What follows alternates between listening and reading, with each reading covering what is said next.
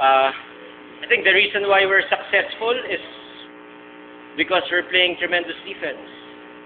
We have an import who's just comfortable playing off the ball and helping us with our interior defense. And the locals are responding positively.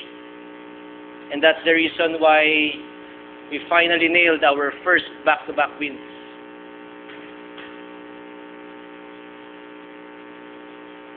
I've been demanding my players to play tough defense, something that we're really known for.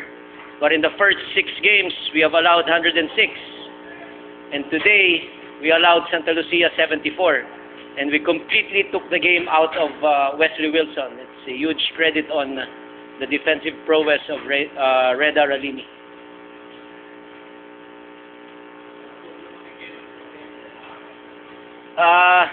He knows his role, he knows why he's here, and he's happy whatever he can contribute to make our team successful. And I think we are pretty much on the rise because of our newfound strength, which is, again, defense. Since his arrival, we have limited our opponents, or 3 of our 4 opponents, to less than 80. And we're, I think, 3-1 with him. So it's really a great progress from his struggling team in the first 6 games to now at least a middle team. Sir, what's your outcome in your second half? Now with the league, second half of the season.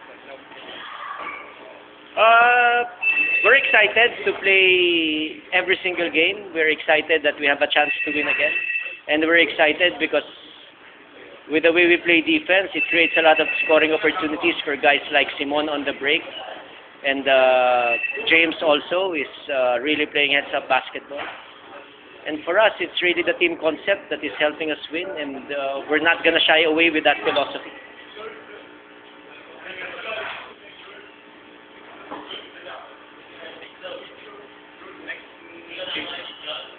I think we're playing Alaska on Friday.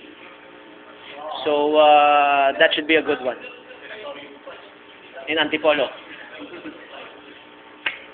Very good.